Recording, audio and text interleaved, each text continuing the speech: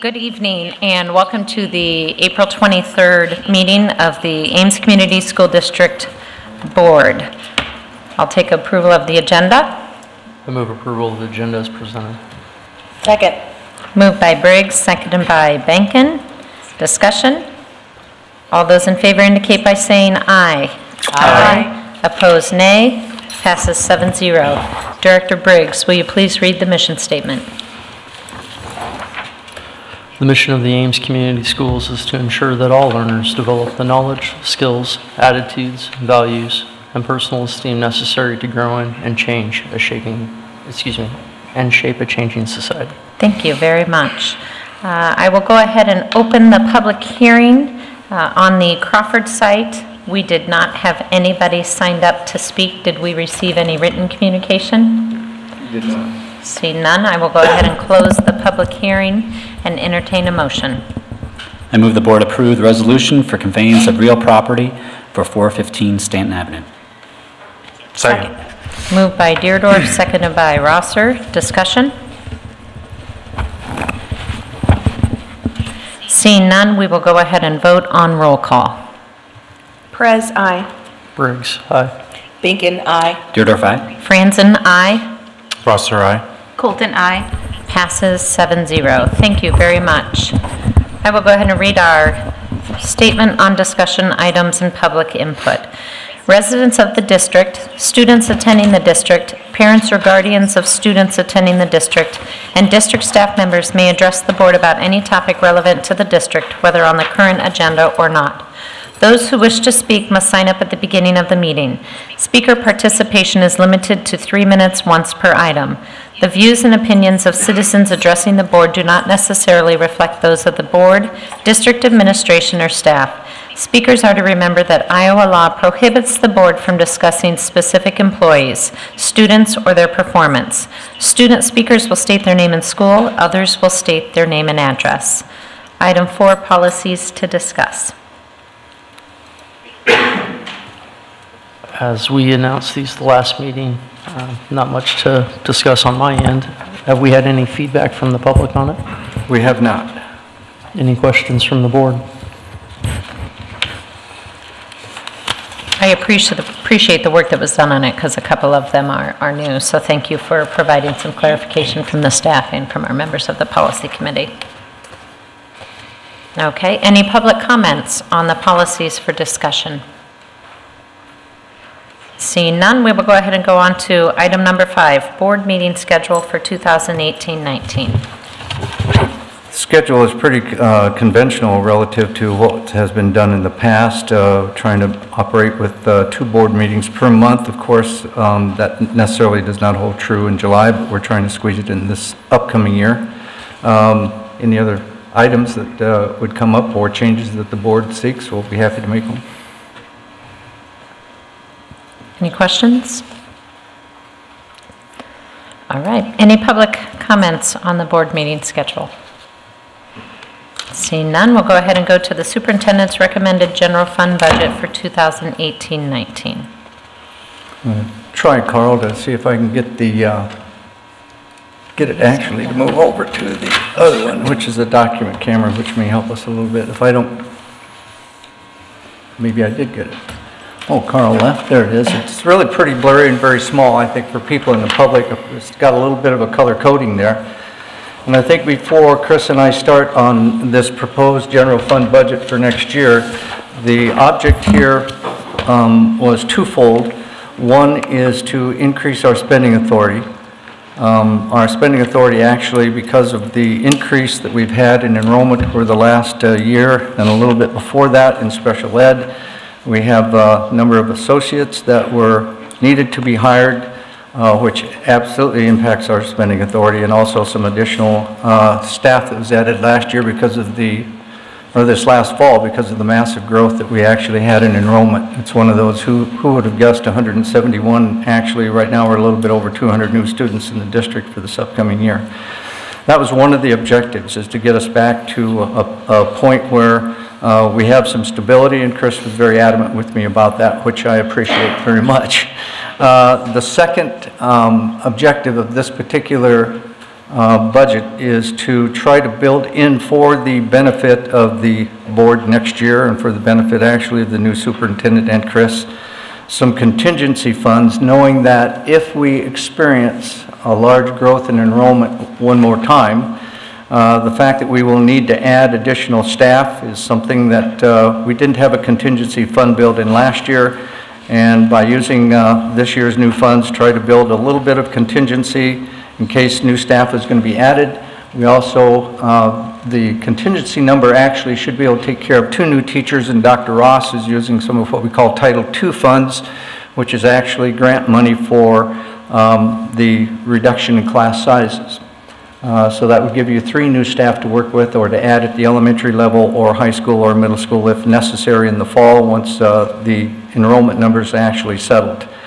That being said, this particular document, and it's one that I tried to provide some kind of an explanation to the board relative to how it is actually set up. As you look at this, the left-hand side really is kind of the balcony version of what the budget really looks like as we're moving forward, and the right-hand side gets into much more detail.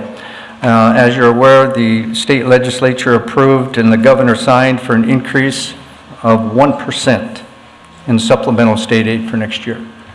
Again, this is the 5th year in a row that it has been 1.1% or less.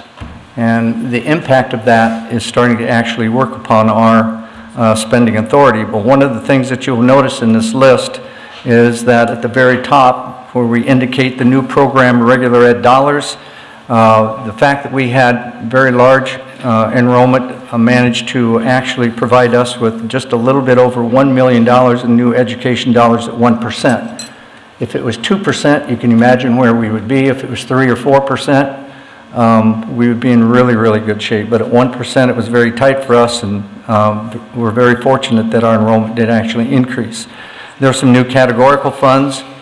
And as you go through it, we also get regular program dollars, but we didn't this year, but we did get a gain from open enrollment. Our increase in open enrollment provides us with nearly half a million dollars more.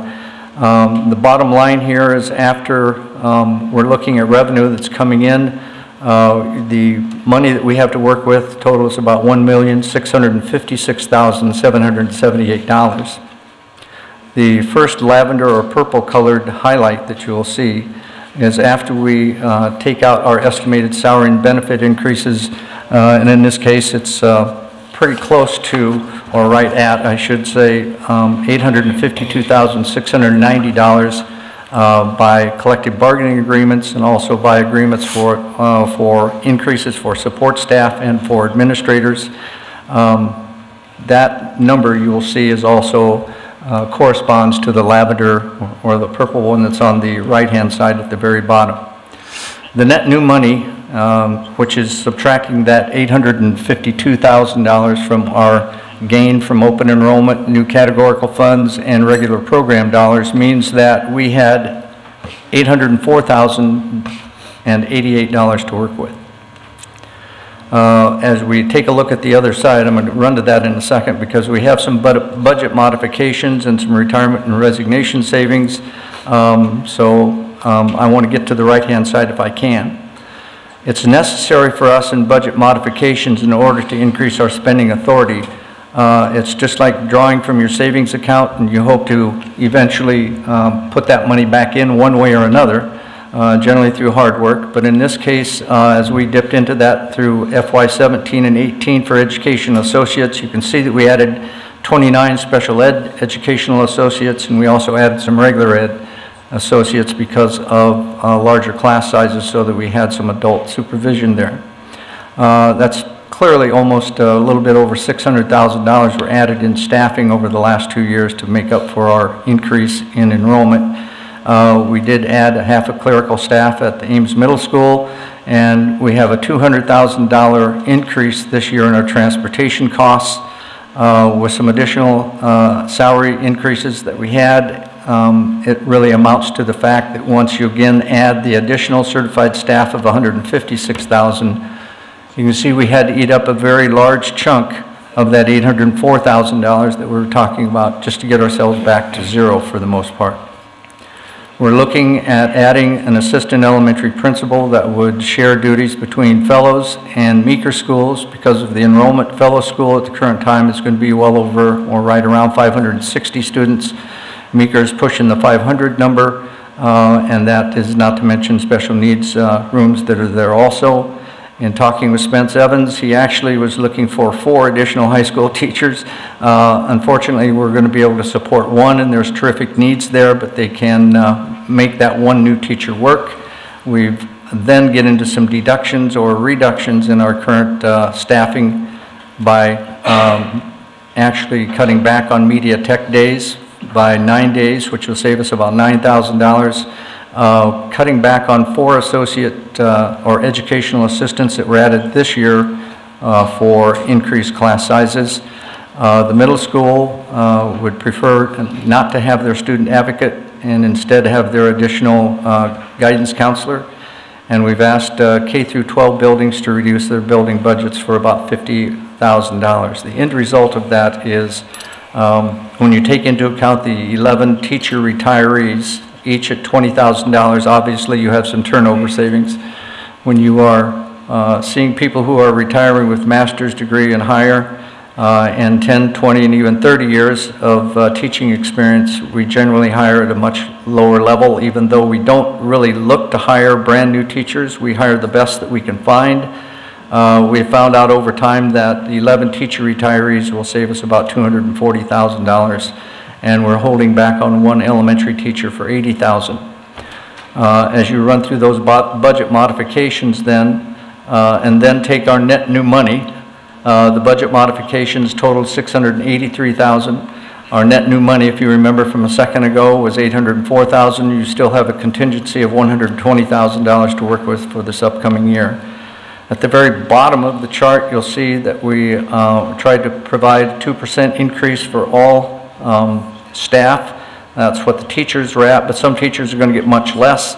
All of our clerical and administrative assistants and technology people, and the EAs are probably the one I want to point out to you the most, is with a 5.75 increase in our medical insurance plan. At 2%, they would have got a 1-cent raise. I don't think that's how we want to treat our staff. So as a result, we're trying to provide 25-cent increase per hour for all support staff. The administrators' increases will be 1.5%. Again, bottom line, we've built in a contingency of $120,131 for additional staff needed this next fall, and Dr. Ross is using class size reduction funds to provide at least 3 different positions that can be added if the enrollment continues to increase. The other item that came up from a discussion with at least 2 board members was the possibility of adding $5 onto our sub-pay costs. And what I actually did, and I tried to provide that to the board previous to tonight, is take a look at what our area schools are doing. We're currently at $100 a day, so is Gilbert, so is Nevada, so is Roland Story. Boone is at $105, as is Madrid and Baxter. While at the same time Ballard is running $110 per day. That would be your choice. It would have to come out of that $120,000 contingency, and the cost, I was always estimating $20,000 to $25,000. Chris notified me that's closer to $30,000, but that would be a board decision. I think between Chris and I, it always looks like it's pretty complicated, and in many cases it really is.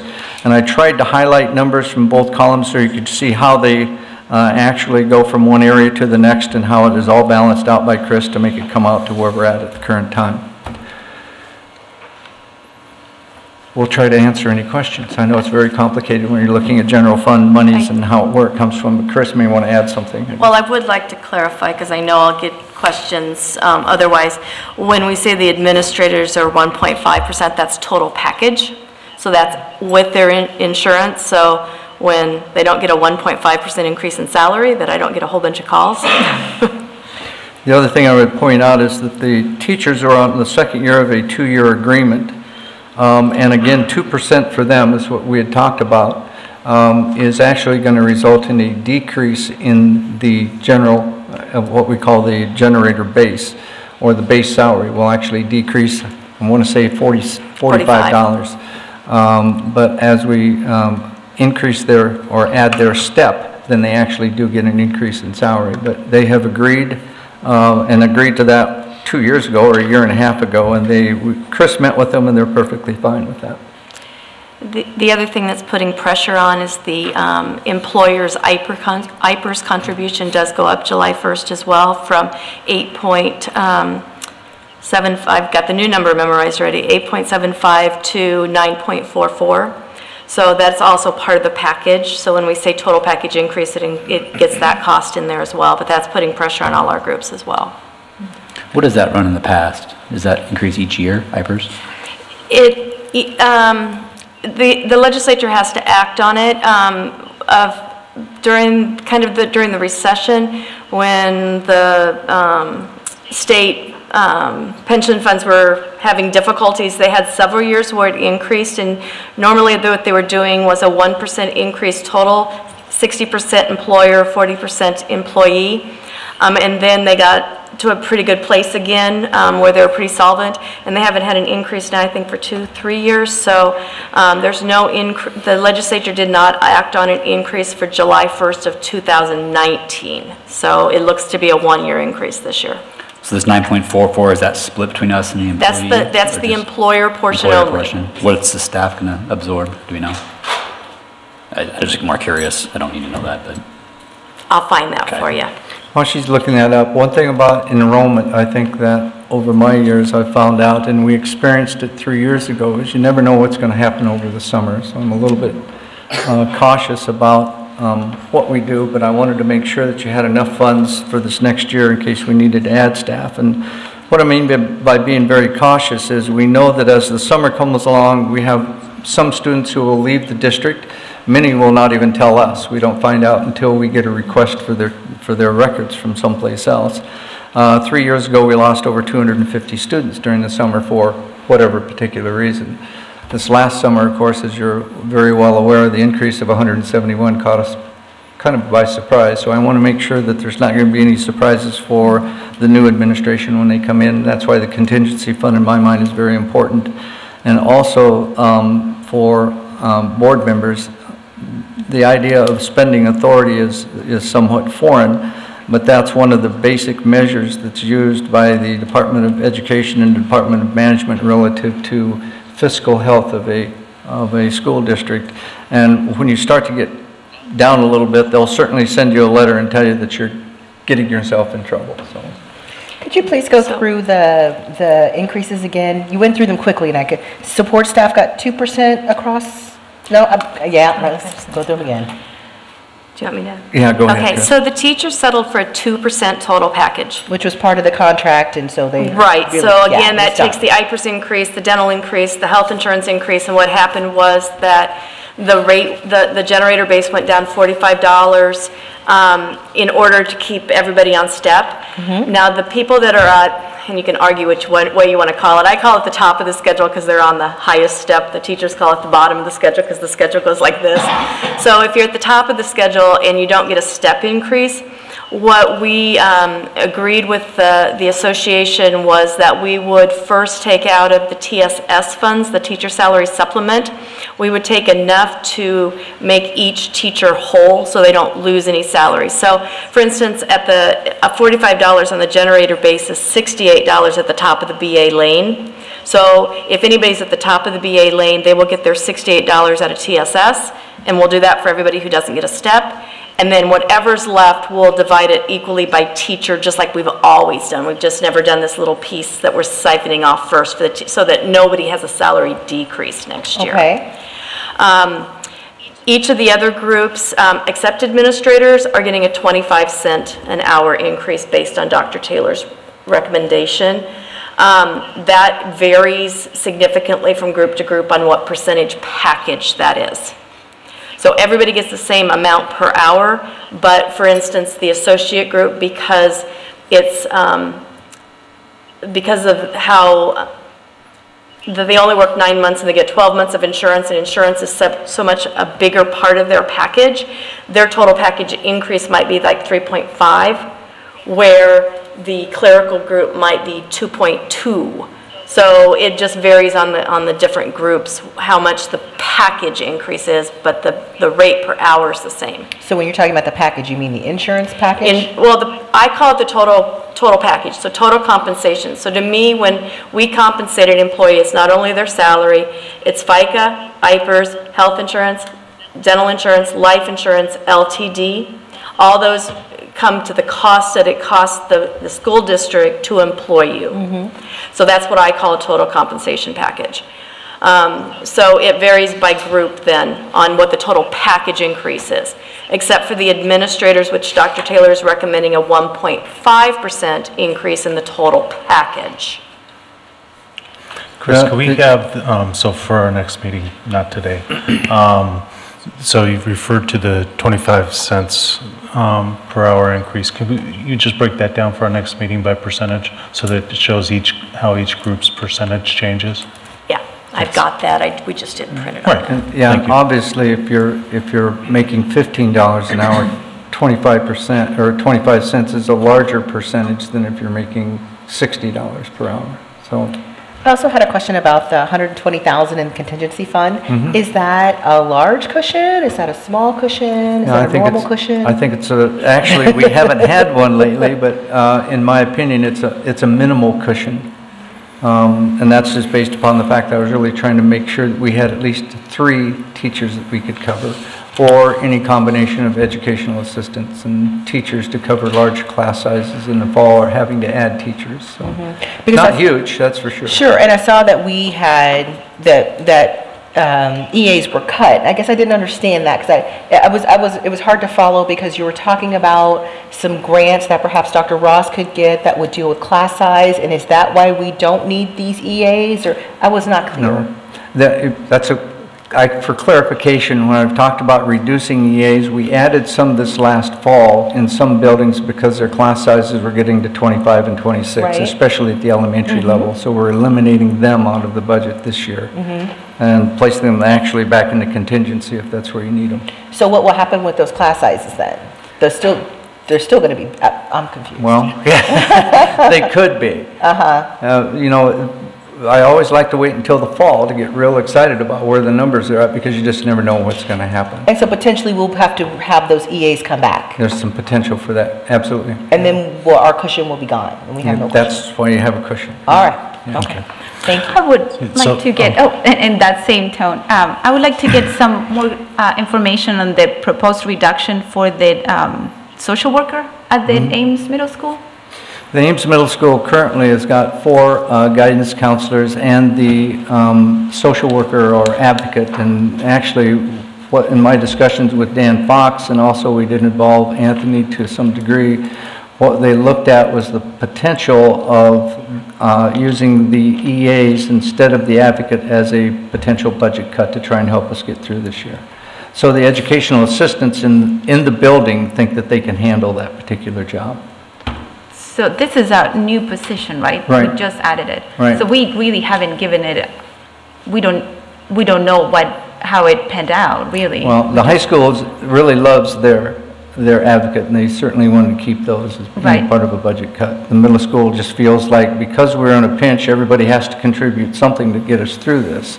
So the advocate was one of the things that was identified by the middle school. I have a question regarding the SAM. Can you explain in a little more detail what this position is, what they're going to do, and possibly, what kind of certifications this individual would need?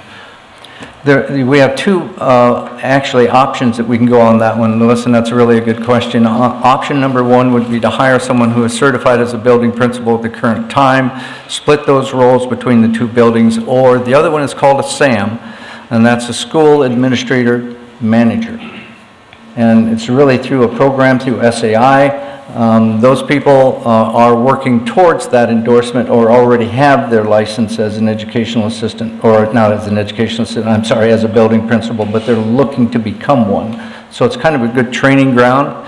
And they generally will work half-time and do a lot of the management activities. There's some research out there from SAI that indicates that In a larger building, if you have a school administrator manager, you can save up to 27 days of work by the building principal to do better things, such as instructional leadership, as opposed to just handling the management and discipline issues. For them and me? Yeah. What's SAI? SAI is the School Administrators of Iowa, who Thank you. sponsors that program. Thanks, Okay, Louis. okay, that's okay, that's Don't want to okay. talk in too many. That's okay, we throw around Yeah. these things all the time. And your intention for this program, because we've never had this position before. Your intention is for this individual to serve just 2 of our 5 elementaries? Correct. Okay, because... Fellows has the large enrollment. They're getting close to, right now I see them right around 565, which is getting to that level where they need some additional management help in that building. Meeker's starting to push the 500 number, but Meeker also has more special needs programs, or at least for the level 3 programs. Okay. And I'm glad to see you put in here the increase in sub-increase for us to consider. I think that's going to be important for us to talk, you know, over the next few weeks.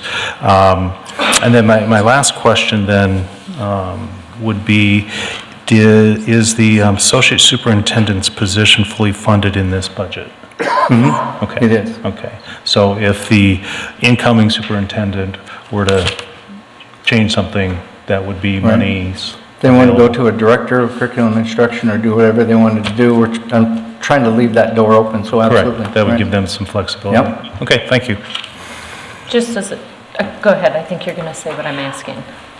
Well, I'm not sure. I was going to answer the Well, I Director wanted to, Deardorff's question. well, just as a clarification, the sub-increase, the $30,000, is not in this budget. It is not in this If we put budget. it in it, then we would potentially have 90,000 of a cushion rather than 120. Correct. Okay, I just wanted to make sure I was clear.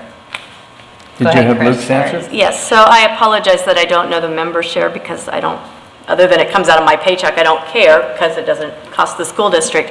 And I was wrong. It was 8.93 going up to 944 for the employer share. And then the member share increases from 5.95 to 6.29. And if my math's right, that means between the employee and the employer, 15.73% of their wages is contributed towards IPERS. Thank you. I just had a couple questions. On the building budget reduction of $50,000, what are they going to be giving up as administrators in their buildings to support this? Is No, that's really is part of sitting in this chair, is they're going to have to make that decision. As we visited with them last week, the high school actually volunteered some $15,000, the middle school 10, and then we prorated what the elementaries do based upon enrollment, and then it varies from about 3,700 to about 6,000. I just know we run very thin, so I'm just kind of curious. Just want to make sure it's not hopefully impacting kids and staff too much.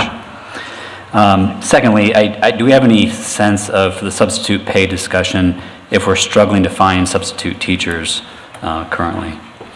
I think all districts are suffering through that right now at the current time. It's just that it's not, I don't think it's associated with the pay as much as they're just not available. Just for an example, my wife is an elementary principal in Urbandale, as maybe many people know, and they pay $140, and she teaches generally one section at least every week because she doesn't have enough subs. So I just maybe caution us that just because we're going to maybe jump this to 105, we might not see a correlation of finding additional people. So I'd be hesitant to include it because that's another 30,000, but we can still have that discussion going forward. I think one of the other things that we need to actually come back to is I do have some data on the number of days that we did not have enough subs, and it was far more than we've had in the past. So that's just something that we need that data. Could you speak to the $200,000 in transportation increase? Yeah, I'll let Chris talk to that one since it's right out her thing, but that was for the one-year extension of the current agreement until we can... It wasn't in there already? There was a 10%, they proposed a 10% increase. If you remember when I brought their contract, I showed that even with the 10% increase, we are way below Urbandale, Ankeny, Johnston, and Waukee.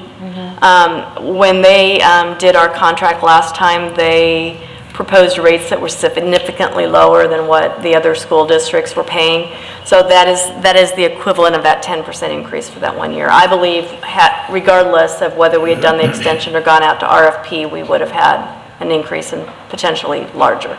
And I think it's my hope that when that study comes back from the transportation specialists that we've got, that they will realize some greater efficiencies, especially in the number of routes and how we actually happen to handle our daily routes, even if it's, they might even recommend something like staggering starts so that we don't have buses that are running elementary and then go pick up middle school, if we can get away with that, and still reduce the number of routes.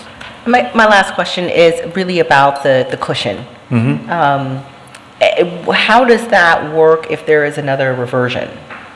Like, does that, I mean, I'm sure it would be larger than that. So, I mean, what happens if we're really spent down to, we're under $100,000 and the legislature comes back and says, we need to take back some of your money? I mean, are we, is that where this money comes from? Are we setting ourselves up to be in a pickle? So if the legislature, let's say that the state continues to have the budgetary difficulties they're having, and the revenues they've projected for their fiscal year 18-19 are much smaller than what they thought, they would do something that is called an across-the-board cut, which would, they haven't done that for a few years, but all of us remember the year they did 10%. 2006. And we all fell on the floor. So if they were going to cut state aid, it would be because of an across-the-board cut. If that's the case, we retain spending authority. We just don't get the cash. So if you remember, we levied significant amount of cash this year. So what that ends up doing when they do an across-the-board cut and they cut state aid and say, we're not sending you the money, is they force that onto property taxes the next year. Okay. I don't know, does that answer your question? Yes. Yeah.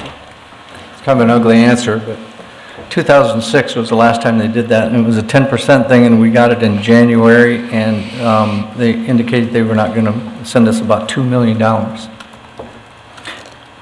One last question I had regarding our bonding for the high school. I assume bond council and investors are going to be looking at this current budget to set what our bonding thresholds will be.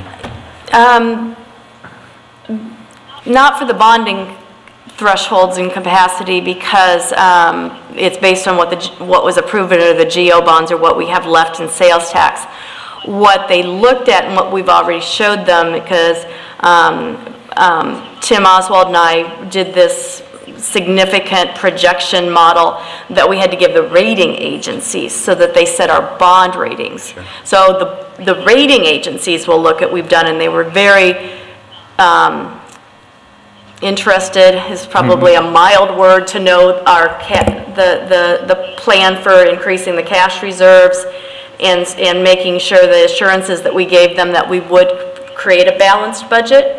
So it's not so much on the bonding authority, because that's a different fund altogether. I meant is that what you meant? The pricing. So my point is, they've gone through the underwriting already to where we're pretty much locking in our rates now? No. That will happen as we issue each bonds, but okay. What we went through a rating exercise this spring, and they downgraded our rating.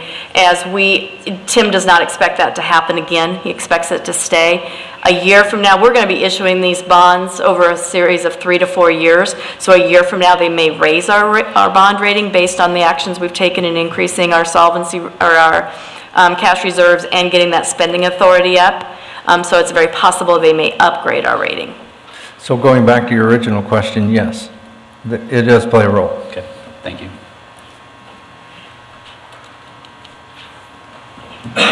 Any other questions? When do we vote on it? So today is the discussion only? Part of the reason that we try to get it to you as early as we can in April, or as late in some cases, is that this will allow us at our very next board meeting to give you the opportunity to approve this budget, and then it gives us the vast majority of the month of May to get contracts out to staff before they go home for the summer. So it will, to answer that question, it comes back on the agenda, the next meeting agenda. For action, right. For action item, yeah.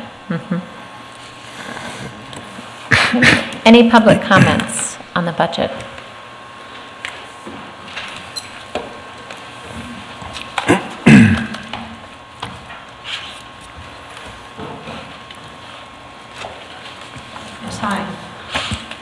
hard to follow the numbers there, but I got a few questions. Karen, will you say your name and I'm address? sorry, Karen Stein. Thank you. 2503 Ridgetop Road. It was hard to follow the numbers there, they were small. But I have a few questions. What budget do non-resident students bring into the district? Which silos? We'll get you that answer tomorrow. Send it to you. Okay. The other one is, are we budgeting, obviously, we are budgeting for an associate superintendent, but are we also budgeting for a curriculum director? I'm sorry? A curriculum director? Are we No, budgeting? budgeting for an associate One superintendent for curriculum and instruction. So one person Current. doing both jobs? correct. Yeah, the current structure we have. Yes. Okay. So we don't have that cushion in case we wanted to hire a separate person for curriculum direction, is that right? That is correct. Oof. The budget for teachers K through second to attend Gross Academy this summer, are we budgeting for any of this? This is more necessary Wilson training. We missed it last summer. Are we Not through the- budgeting for that? Not through the general fund. Are we budgeting for that at all? Not through the general fund. Okay. Are we For- doing it at all? I can get you that answer tomorrow. Okay. And what is the difference between, you were mentioning Sam and the instructional coaches, besides the fact that, you know, the money may come from different silos, so it sounds like, but you did mention something about the SIM person also doing instructional coaching, but we have No, instructional I didn't- coaches. I didn't mention that. Sam is an administrator, doing mostly management. So like a duties. business manager type of Right. person? No, Okay, not an instructional coach. okay. Thank you. Any other public comments on the budget?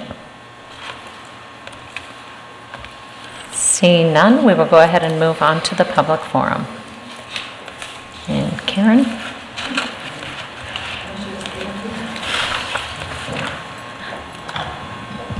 Okay, Karen Stein, 2503 Ridgetop Road. So the question I have is about the learning gap. Where are we today? We talked about the learning gap beginning of last fall. We looked at different assessments that we have throughout the district. Where are we at now? Specifically, and we talked about our subgroups. It would be great to find out sooner than later, especially before the new administration comes in. Because also depending on what assessment you use, I know that Fellows, our principal, had mentioned something about already meeting those specific needs that we were talking about. So it would be nice to see a border of the same assessments that were presented last fall, where we are per school and overall as a district. Thank you. Thank you. All right, we'll go ahead and move to consent items. I move approval of the consent items as presented. Second. Moved by Briggs, seconded by Perez. We have the minutes of the meeting held on April 9, 11, 12, 17, and 18 from Chris. Claims and payroll for March, along with the financial reports for March from Chris also. There is a personnel report. We have actually one contractor agreement. It's with Drake University for the Head Start program, Northwood Preschool Center. Jerry's final vehicles and grounds equipment purchases for 18. Receive and file the International Student Report and the Continuous Open Enrollment Report in Exhibit C7. Been moved by Briggs, seconded by Perez. All those in favor indicate by saying aye. Aye. Opposed, nay. Passes 7-0. First action item. I move the board approve the McKinney-Vento homeless grant application as presented. Second. Moved by Briggs, seconded by Colton. Discussion?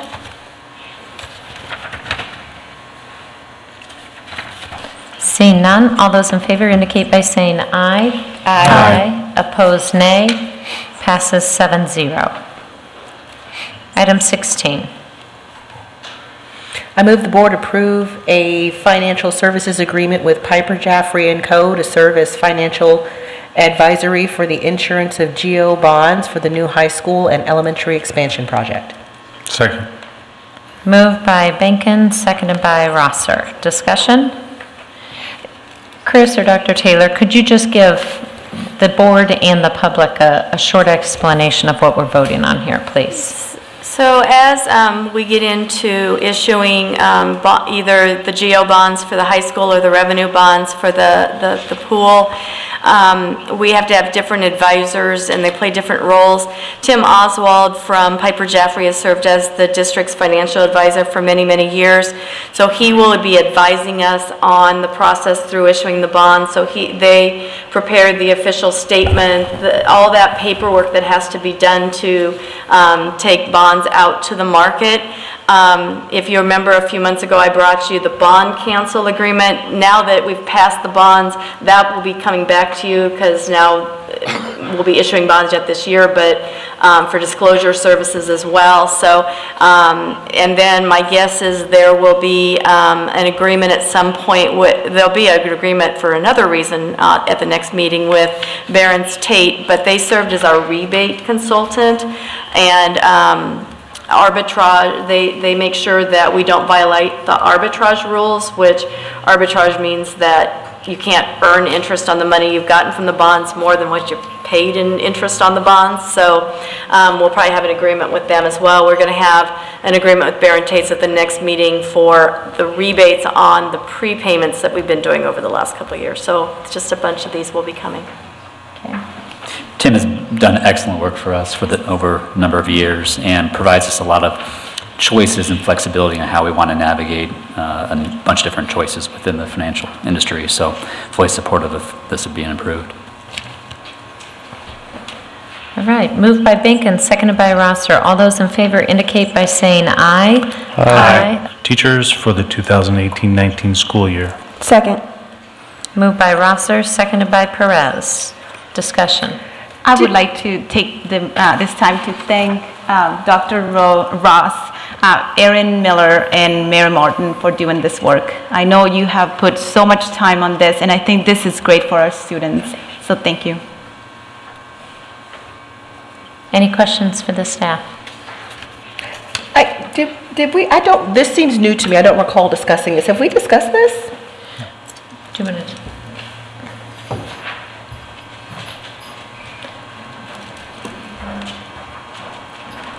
Thank you, Mary. Good evening. This is not something that we have brought to you yet. We received the contract from Wilson. I believe the date was April 12th. It was after the last board meeting that you had, and we're in a little bit of a time crunch to make sure that we can get the contract signed and returned to them so that they can reserve the trainers that we need for it. We're a little worried about losing the trainers if we don't secure them with the company. So that's why this is the first time. You have a deadline to hit. We have a little bit of a deadline to hit, yeah. I just wanted to say I appreciate your persistence in this because I know you have been working on this for quite a while and you've had some struggles with it. So thank you very much for being persistent. Absolutely. Could we have just a little explanation about what it is? Absolutely. We are working with the Wilson company to get some training for our foundations materials. As you know, this year we've provided 28 hours of professional learning for our kindergarten through second grade teachers around the materials and around foundational skills. That training has been done in-house and with Wendy Robinson, and there was a call for some training from the Wilson team as well. So we've been in contact with Ruth Stearns, who is the rep with Wilson, and she's been working with us to try and design what they call a compass plan to get us some PD through the Wilson company for next year. The plan involves some PD training from Wilson certified trainers who will come in, and they'll provide some support to all classroom teachers and focus some of that instruction and PD with certain PLCs. We will also have 5 foundations facilitators, so there will be 5 people in-house that are trained as foundations facilitators, and those people will be really supporting some of the coaching and encouraging continual professional learning around the materials. kind of in-house. We can't have the Wilson people here as much as we'd love them to be here, so that kind of supports teachers in their process of learning the materials. And so this is really for professional development for K through 12, K through 2 teachers, so it would be all 5 elementaries? Correct. And will it be ongoing, or do you anticipate it just being 1 year? Right now, the contract is for 1 year, and I think that after that year is reached, then we'll have to reanalyze and see what future steps will be as far as what our teachers' needs are. And so then for the 5 foundations facilitators, is that 1 per building? So we're still working out some of the details, but yes, it would be, right now we're thinking 1 per elementary building. Okay. Thank you. I don't mean to just drop this on you, but how's it going overall? I mean, after reflecting, what's your feedback? That's a good question. As you know, whenever we have the teachers come in and work with us, we ask for feedback. We really want to make sure we're responding to their needs. And overwhelmingly, the feedback that we get is that they appreciate the learning, they appreciate the materials, the support. They're very complimentary of the opportunities that they've been given to learn, but that they'd love more. So that's another benefit to bringing in Wilson, is to get them a little something else, a little more to continue their learning. As you know, we've been gathering QPS data. By the end of May, we will have gathered it 3 times, in the fall, in the winter, and the spring. So that's an opportunity that we're excited and looking forward to with the Iowa Reading Research Center, to look at that data and start to see program evaluation-wise if Foundation seems to be making a difference as far as student achievement data goes. After a year, you know, it's a little difficult to make that decision because teachers are still trying to get comfortable with the materials. So we'll see if there are some conclusions we can draw at the end of this year. Additionally, we've been doing some fidelity checks. So we've been going in and just helping teachers ensure that they're following through with the fidelity of the routines and the materials. So that's been our main goal this year, is just, can we make sure that we're using these materials with fidelity? Thank you. You're welcome. And QPS is a quick phonics screener. Sorry, yeah. No. Quick phonics screener. Thank you for entertaining our questions, Mary, and many thanks to all of you on your work on this. I know that, and Director Benkin, thank you for asking for more information. I think those of us that are in the TLC working with Teaching and Learning Committee have gotten an opportunity to engage more in the information. So, all right, it's been moved by Rosser, seconded by Perez. All those in favor indicate by saying aye. Aye. Opposed, nay. Passes 7-0. Item 18.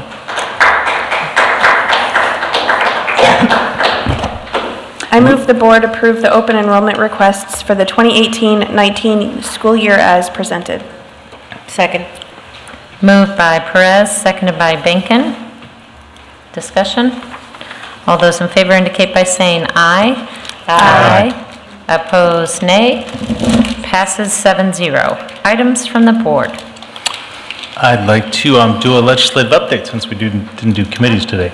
And because the legislature's hopefully wrapping things up. Most importantly, 2 items are still hanging out there. The backfill, which would have a great impact on our budget. But just to share with you that if that $1 million doesn't get backfilled to our district, the plan is for our current superintendent and CFO to say that's going to get passed on to property taxpayers. So no, we're not, if that's what we have to do. So that's a decision that we as the board will have to make, whether we make that cut here at the board table or we pass those increased property taxes on. And I think most of us sitting at this board would hope that Des Moines legislators don't force that put us in that kind of a decision. So in other words, they haven't made a decision on that, nor have they finalized their decision on the penny sales tax, which also is of great need for all school districts in the state regarding maintaining our facilities, whether it's maintaining them, building new ones, adding on to existing ones. Those dollars, again, the proposal is to extend that from 2029 to 2050. That still is sitting in the Senate, hasn't been acted on. Hopefully they're going to do it this week. So if you can, I know we sent out an email about some of these items earlier, but please They still haven't left Des Moines, so please contact your legislators and let them know that these are two things that we'd really like them to get done before they leave town. On a very positive note, I'm pleased to say that the governor signed the school lunch shaming bill, the Iowa's lunch shaming bill, into law. I think it was the beginning of last week, that gives school districts, prevents them from denying food to children, which is the right thing to do. And secondly, gives us as school districts more flexibility in the collection of those dollars. So that's great to hear that they took that action, and I believe that it was a unanimous vote in both the House and the Senate when those bills passed. So yeah, it's kind of a no-brainer for the governor to sign that one. But what's great also, I think it sends a strong message to the fact that we as an Ames community dealt with this issue last year, and we did the right thing. You know, I'm not saying we led the pack, because there were other school districts also considering and talking about it last year.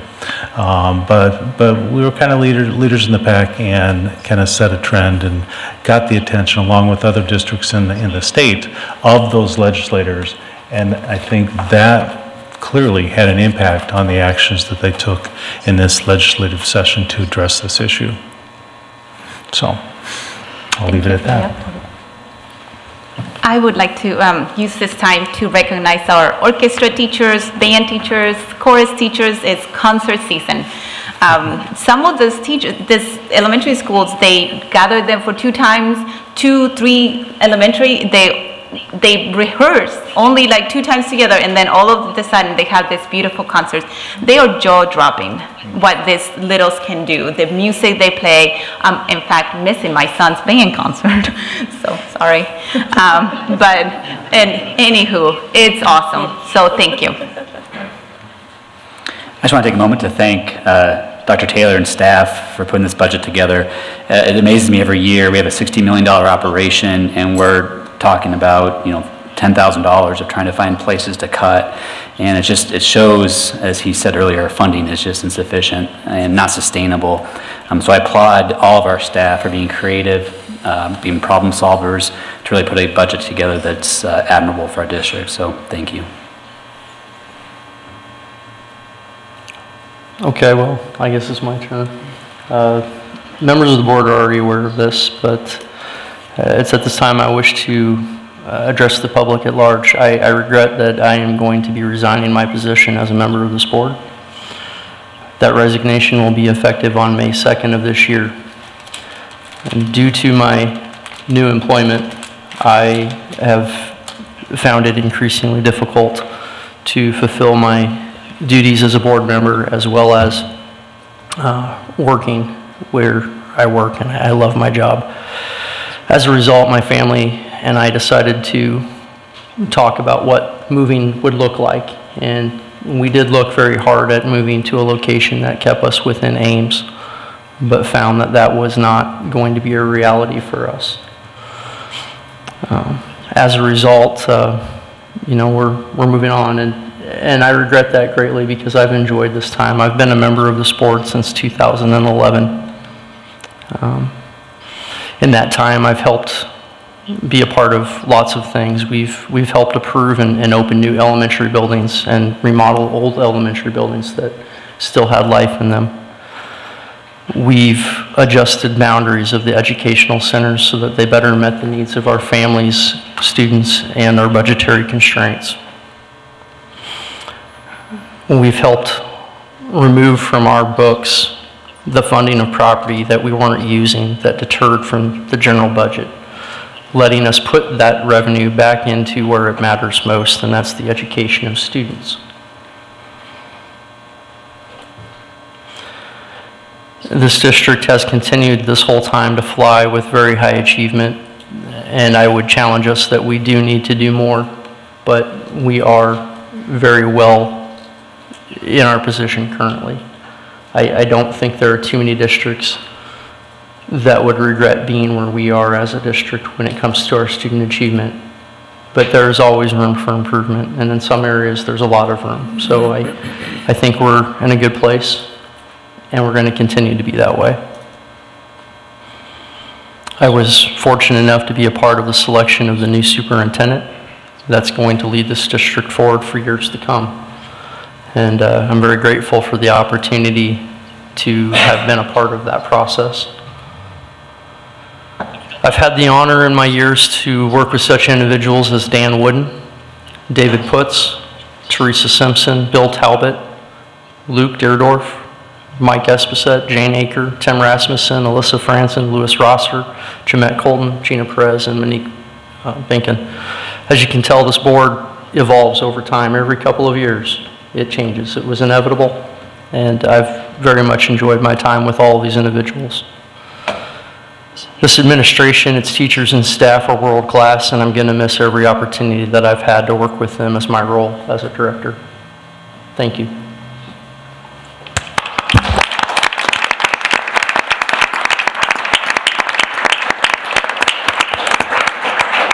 I'm going to start real quick before we do that part.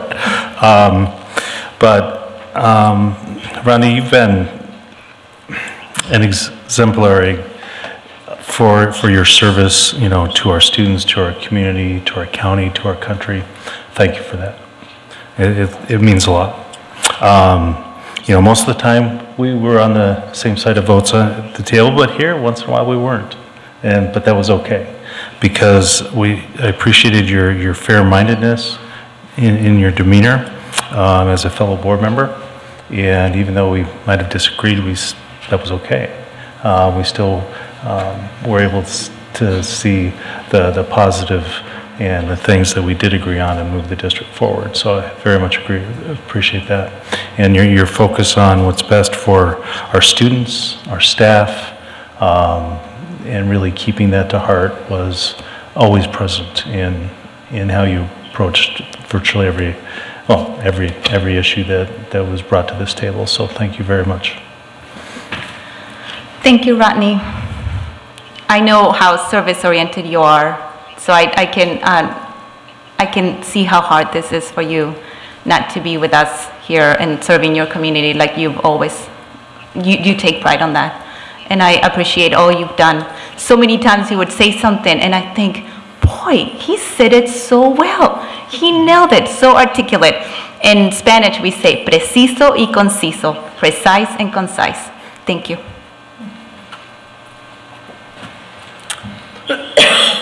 I'd like to say thank you, and I'll miss you terribly. So I recall when I was sitting in those seats, and you know, you get a sense of people just by watching them, and my sense was we would probably not get along very well, that we were so different.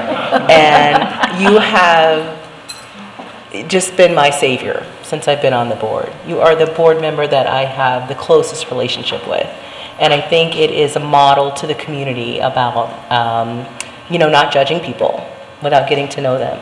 Rodney has dropped everything to mentor me, lots of calming me down,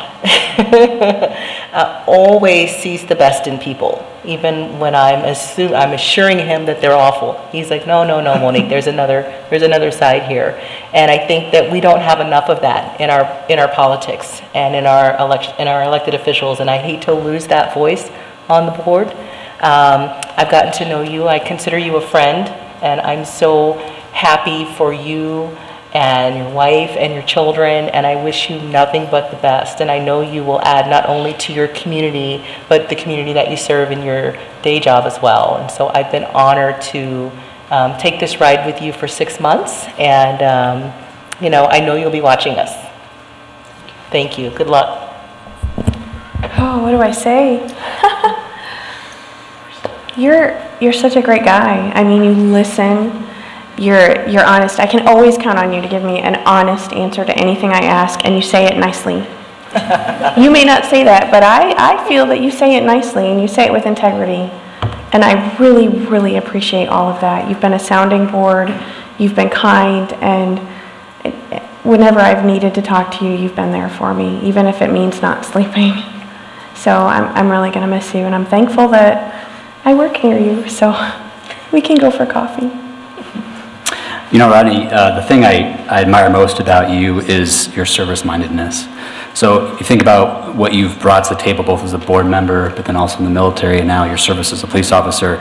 It saddens me that there's not more respect paid to people in your position, and I'm grateful to have known you and to continue that relationship. But I just appreciate the way you approach issues and how you treat people with respect. And it's been a great ride through these last 6 years, and we'll miss you.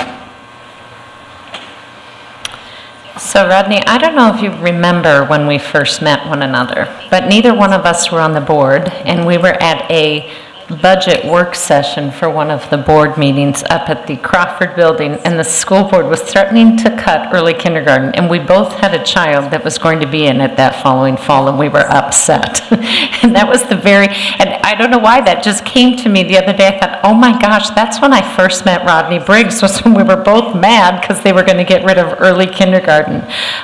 You jumped and went towards school board, I think maybe like the next year, maybe 2 years later, and I certainly applauded that you didn't just sit there and share frustration with the board, but you went ahead and put yourself up there so that you could be in the difficult seat of making those tough budget decisions. So I've always respected you from getting to know you, meeting you that night, and knowing and getting to know you with serving with you. I think one of the things that I really admire about you is that, so we all do this little gig up here, but we balance it with other things in our lives. And during your time, you've become a police officer, and many times we know that Rodney needs to be done by 8 so he can get down to Des Moines and start his job. We're all done, we're going home, but you're starting your job. So I really admire you for your service-minded nature and your willingness to make every effort to be here and blend it with a job that is not 8 to 5. So thank you very much for your service. I've always respected you and the conversations that we can have, and I think some pretty good conversations, and I've learned from you, and I think we're all better having been on the board with you. So I have a plaque. It seems so funny, you serve all this time and you get a plaque, right? But on behalf of the Ames Community School District, we would like to present to Rodney Briggs in recognition of his loyal service on the Board of Directors from 2011 to 2018. Thank you very much.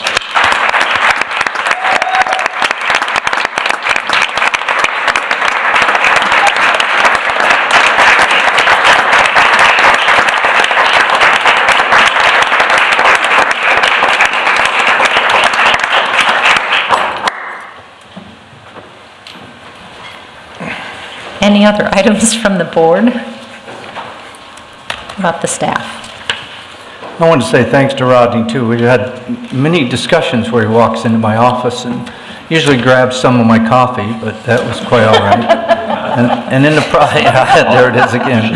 And in the process, we had lots of conversations that were very, very helpful, and I got to know Rodney very, very well. He's he's a solid individual and a solid man.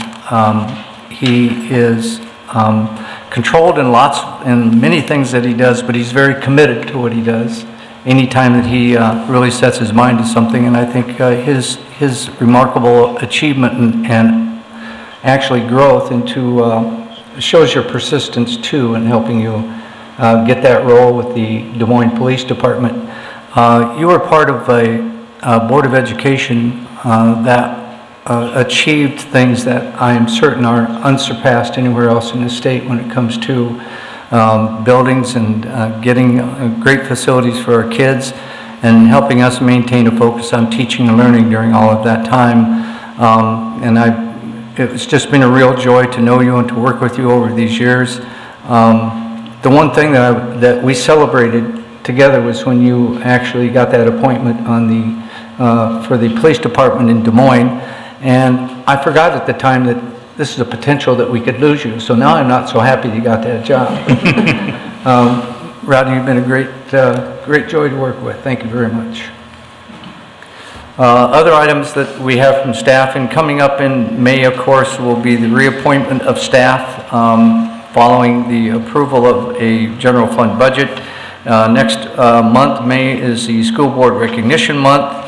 There's the 25-year recognition for staff members who have been working in the district for 25 years this Wednesday at 3 o'clock right here in the boardroom if board members would certainly like to attend.